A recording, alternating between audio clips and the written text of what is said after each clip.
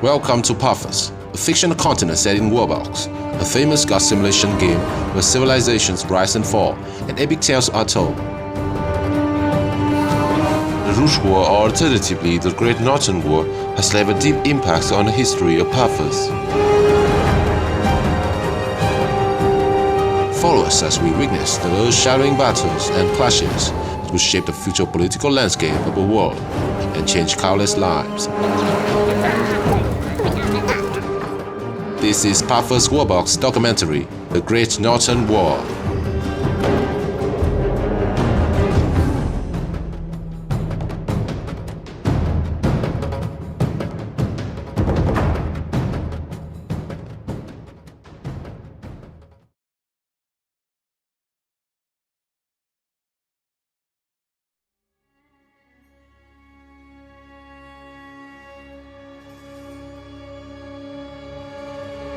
The year was 33. Pabverse Imperium, a powerful nation from the western grassland, declared war on the Northman Republic. Following the event, a devastating large-scale conflict broke out on the entire continent. We moved to the western theater of the war, where the Northman Republic faced up against Pabverse Imperium and its ally, Lemgraf Empire. Enter Laffy, Lord of Julut, the Golden Prince. Laffy was Lemon Emperor's favorite son. His many groundbreaking policies has developed Julut, his governed domain, into the leading province of the empire. His brilliance in both administration and warfare earned Laffy the title Crown Prince at a young age. Laffy began gathering an imperial expeditionary force, numbering around 2,000 soldiers, including some of the finest combatants the empire could muster. Sun Archers, descendant of the fearsome nomadic minorities east of the empire. These ethnic groups had spent generations wandering the infamous desolate Arcane Desert, making use of bow and arrows as means of hunting and self-defense.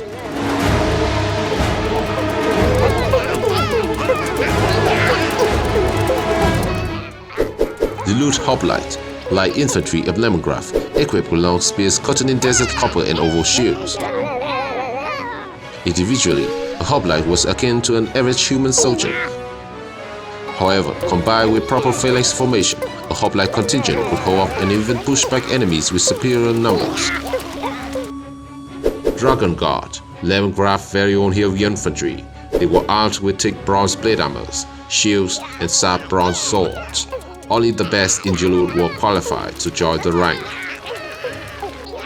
Last but not least, Golden Companions, the elite retinue of Laffy, consisted of battle-hardened soldiers handpicked by the prince himself, boasting extreme prowess in combat. These men were Laffy's chamkas, who could single-handedly turn the tide of battle. Laffy set out from the northern Glacier. To the west, Pabverse's Legatus Gobius had received orders from King Pav to bring the Northman to his knee. To carry out such a momentous task, the First Legion was mobilized. Forming the backbone of the Legion was Pabverse Legionary. Large shields, swords coated in iron, Pabverse Legionary were easily the best armed melee fighters in the West. In combination with extreme discipline and highly organized battle formation, they had won countless battles and brought glory to the Imperium. Originating from the mountainous region of Geruo, Geruo auxiliaries were masters of marksmanship, a product of their harsh environment. Heavily armored and well-drilled, they were a formidable force that served as the Legion's range units. Under the command of Gobius, the Legion moved with great speed.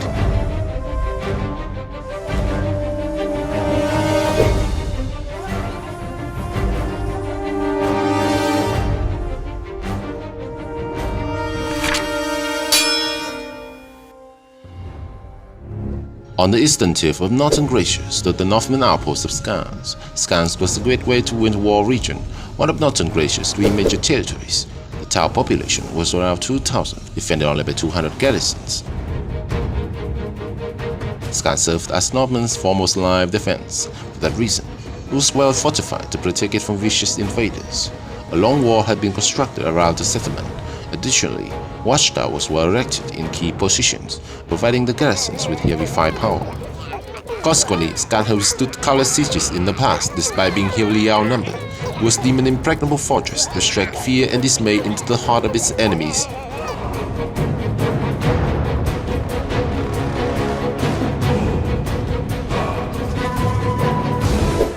July 8, year 33, Laffy arrived at Skanse.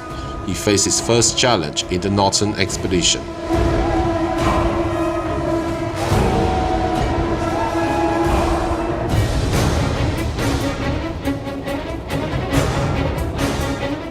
The only way for a large army to cross over the wide river was through a narrow choke point, which was blocked by Skanse's front gate. Attacking forcefully would not be a good idea. As Laffy gazed upon the solid stone walls from afar, he thought up a plan.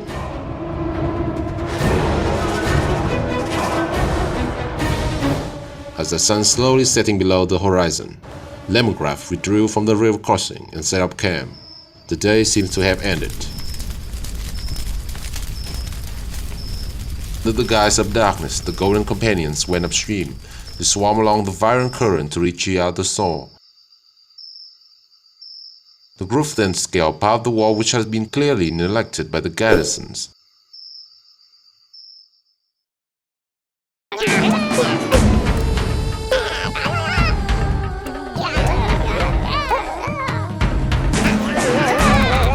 To effortlessly dispatch the guards, the gate was lowered. Receiving the signal from his men, Laffy's army charged into the castle.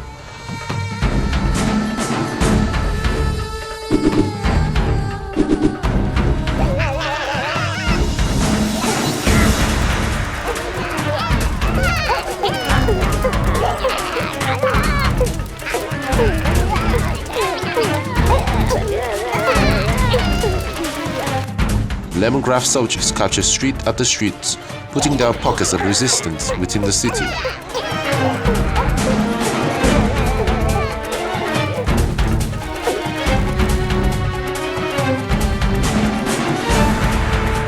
Lemongraph treated the remaining Northman citizens with leniency. The poor and needy were provided with food and money, while rich nobles were executed. Their vast wealth was confiscated and used to reward the soldiers.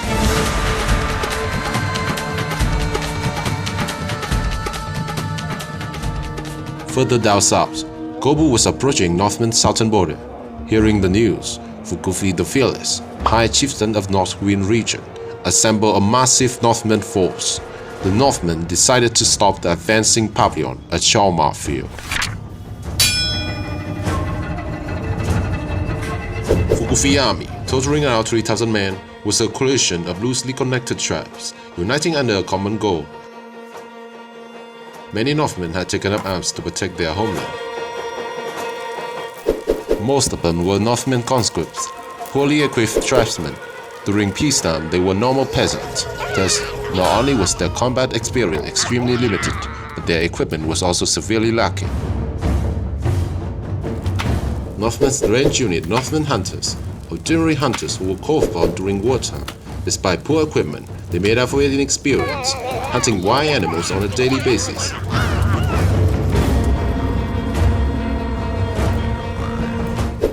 Northman warrior, standard troops of the Republic, lightly armed units wielding wooden swords. These ferocious warriors were the finest men that Northman United Tribes could muster.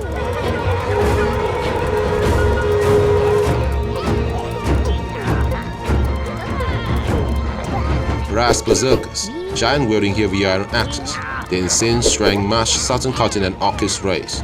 Due to their small numbers and volatile natures, berserkers served primarily as shock troops, disrupting battle formations and flanking the enemy lines. Snow beasts, ancient monstrous beasts tamed by various Northern tribes. The size of small owls, these behemoths were forced to be reckoned with, often utilized in intertribal wars with devastating effects. 6th of February, year 34, Battle of Trhomma field began.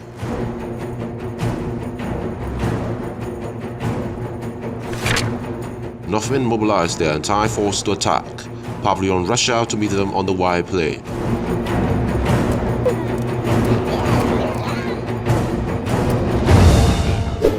Both sides stood opposite each other in the middle of Trhomma, staring with hostility. Such silence ensued before, as the war horn sounded, Northman soldiers charged, huge waves of bluish figures streaming down the field with relentless momentum. Pabverse legionary quickly set up their shield wall formation to welcome the enemies.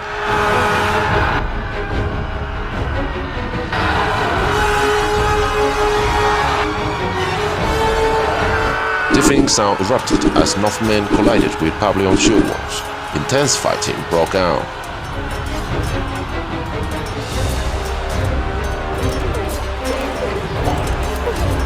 The sound of swords clashing, arrows flying, and cries of pain and rage filled the air as both sides fought with fierce determination.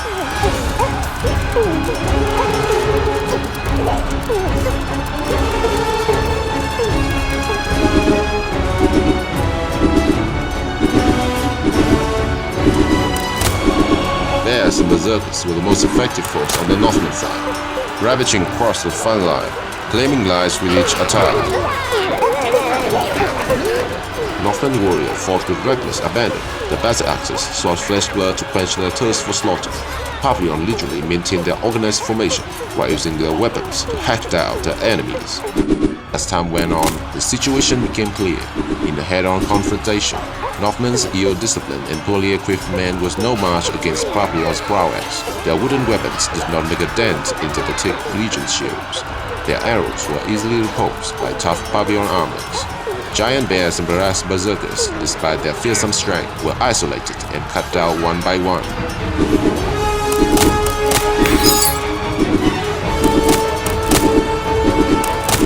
Behind the legionary, Guild War auxiliaries fired flurries of arrows, shredded through Northmen's fragile protection.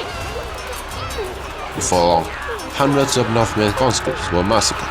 Their painful wails and screams echoed through the battlefield.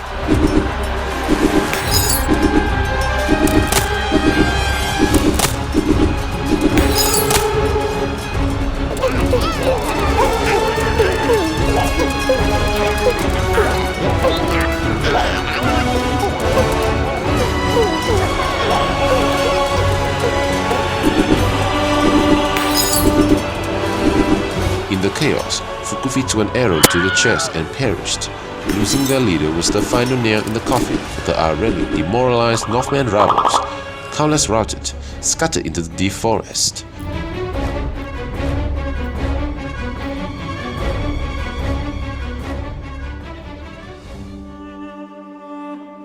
The first major encounter between Pabverse and Northmen had resulted in a decisive victory for the veteran legion. Following the battle, Tabooga Pass was captured with little to no resistance. The soldiers looted and pillaged the wealthy coastal city. Transport ships loaded with bountiful resources, treasuries and jewels headed back to the capital. In the next few months, Gobius focused on consolidating his gains while slowly subjugating the surrounding Northwian settlements.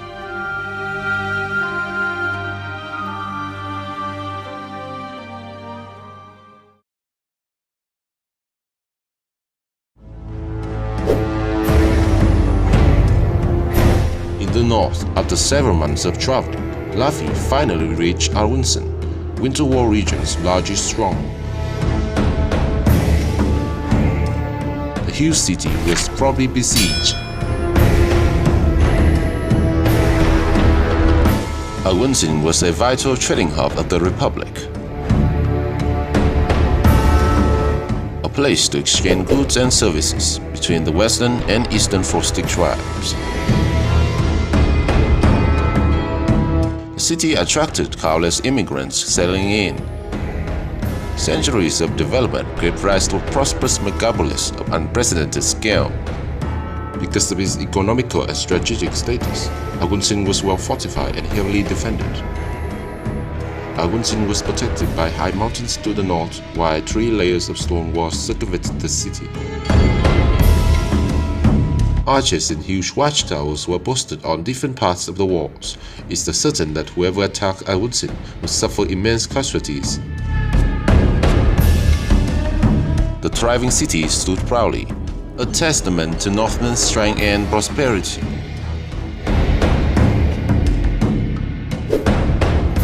Landgraf decided to encircle and deprive the garrison of food and water.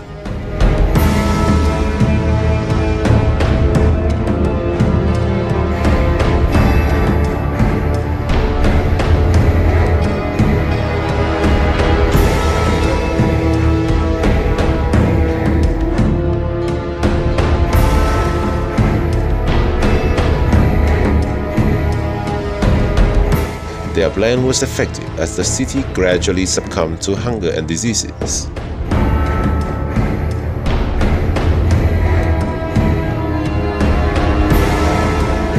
Many citizens died day by day.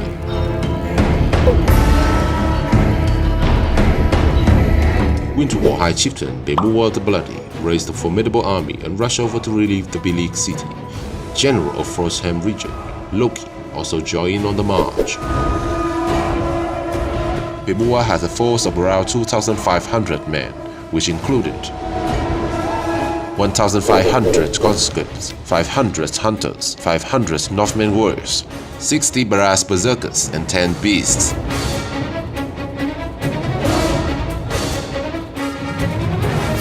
The Battle of Awunsin decided the hegemony over Winter War. Landgraf's army was stationed at the end of southwestern road, blocking the reinforcement from the city.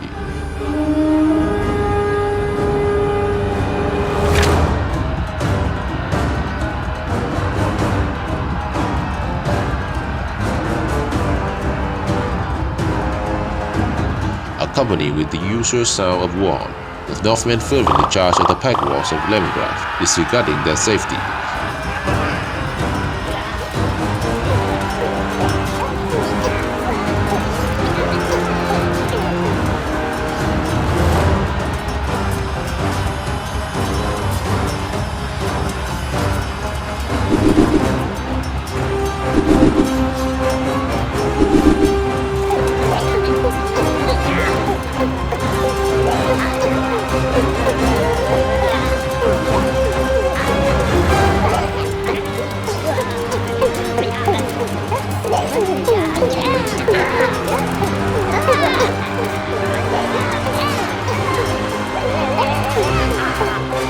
Despite being outnumbered, Landgraf's army relied on superior equipment and powerful phalanx formations to keep the enemies at bay, while Lemon archers provided cover from behind.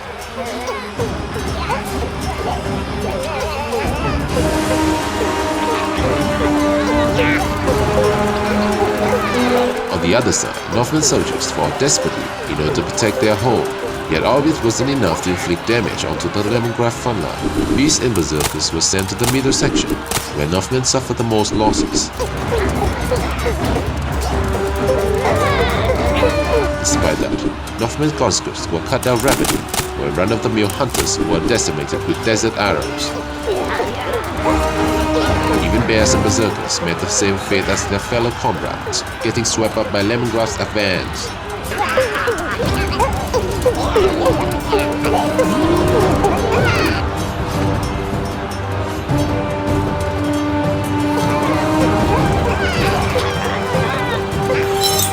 While most of Bemua's force was busy fighting in the south, a small Northman flanking force led by Loki appeared on the western road, threatening to encircle Landgraf's army from behind.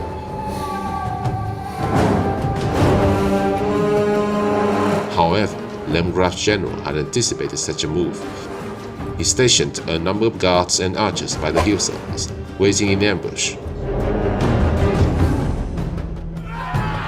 With a loud below, Landgraf's soldiers charged down. They decimated the unsuspected enemies with ease.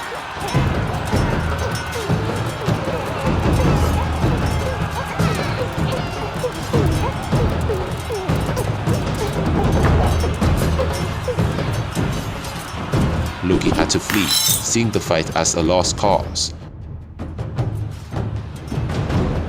Back to the main fight, the situation turned south for Bemua. More and more this man was slain. The barbarous chieftain was forced to join the fray. There he encountered Laffy. So you, the famous prince from the east, let me see what you're made of, young man. Show me your warrior spirit, die with honor. Whoosh! Zook!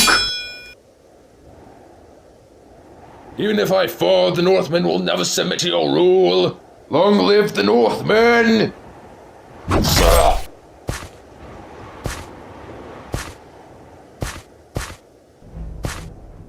News of the chieftain's demise spread amongst the Northman ranks, making them lose heart and flee.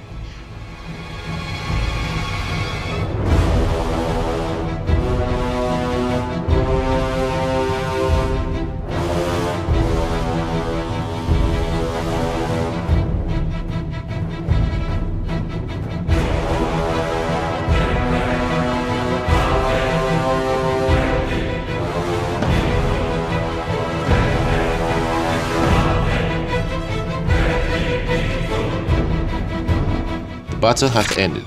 It was a flawless victory for Lemongraph, wiping out most of Northman's reinforcement in one encounter. Witnessing the slaughter from the city walls, the garrison of Awunsin surrendered the city to avoid further bloodshed.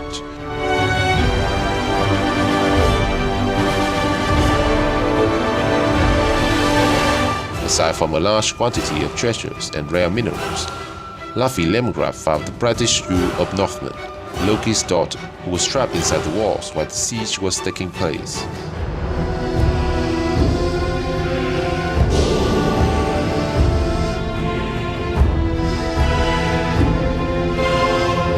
In just under 10 months, Central Power has captured the majority of Northman territories. The last Northman bastions lay in Frostham region, which was ruled by High Chieftain Odin Ragnar. With urgent demand for a powerful sovereign to lead the now desperate Northman people, Odin was unanimously crowned on Sefpak year 34, becoming the first Northman emperor. My brothers, the southern nation of Pableon is marching its armies towards us. Now, as your nation's newest ruler, I command you to fight, not just for your nation, but for your families, as Odin wills it.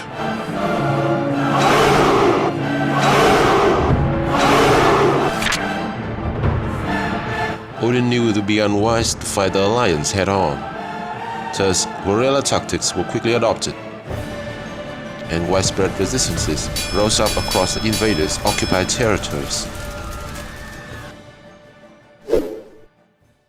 Wow, this beer is amazing. What's that noise? Probably just some birds.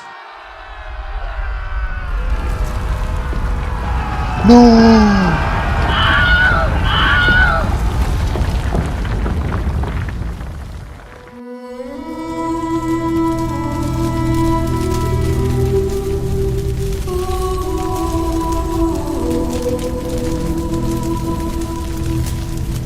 A new stage in the Northern expedition has just begun.